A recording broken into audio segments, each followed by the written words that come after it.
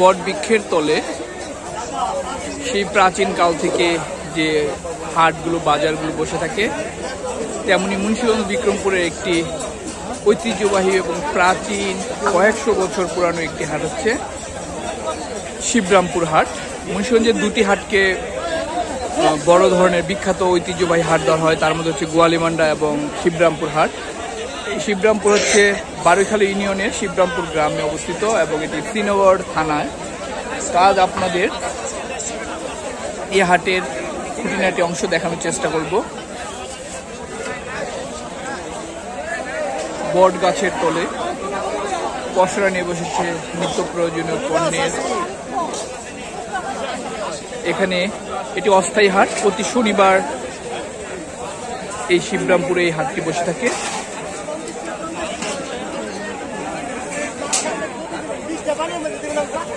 এখানে প্রতিটি পণ্য মোটামুটি প্রায় নিত্য প্রয়োজনীয় যত ধরনের পণ্য রয়েছে সব ধরনের পণ্য এখানে পাওয়া যায়।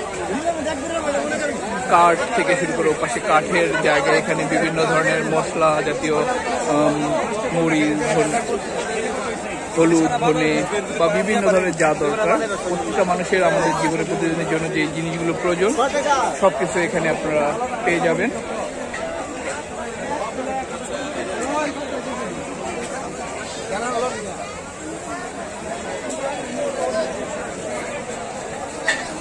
পুরো হাটটি ঘুরতে আসলে অনেক সময়ের ব্যাপার, আপনাদের তাও দেখানোর চেষ্টা করব ঘুরিয়ে ঘুরিয়ে। হাটের একটি অন্যতম বৈশিষ্ট্য হচ্ছে এখানে মুন্সিগঞ্জের বিক্রমপুরের দুটি হাটেরই একটি বৈশিষ্ট্য হচ্ছে এখানে স্যাকা রুটি, আমরা যেটাকে বিক্রমপুরের ভাষায় মুন্সিগঞ্জের ভাষায় স্যাকা রুটি বলা হয়। এই স্যাকা রুটি এখানে খুব ভালো পাওয়া যায় এই হাট এবং গোয়ালিমান্ডা হাট বা অন্য যে কোনো। এখানে প্রচুর পরিমাণে বট গাছ রয়েছে, আসলে বট গাছের সাথে হাটের একটি নিবিড় সম্পর্ক রয়েছে।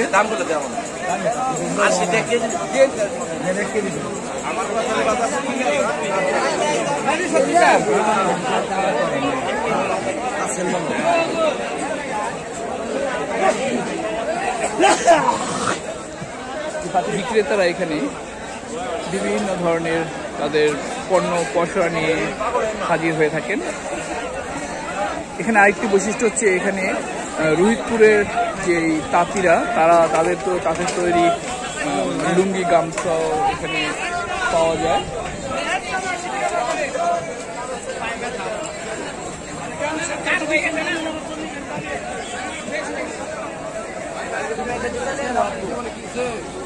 একজন বিক্রেতা সবজির বীজ নিয়ে বসেছেন, এখানে ফল থেকে শুরু করে, যদিও হাটটি অস্থায়ী, কয়েক ঘন্টা পর এটি শেষ হয়ে যাবে।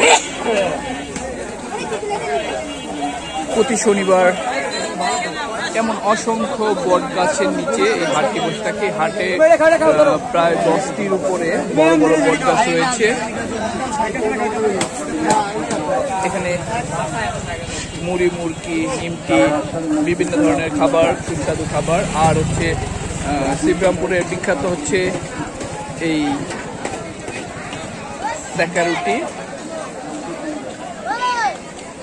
দেখতে পাচ্ছেন এখানে স্যাকা রুটি তৈরি করা হচ্ছে।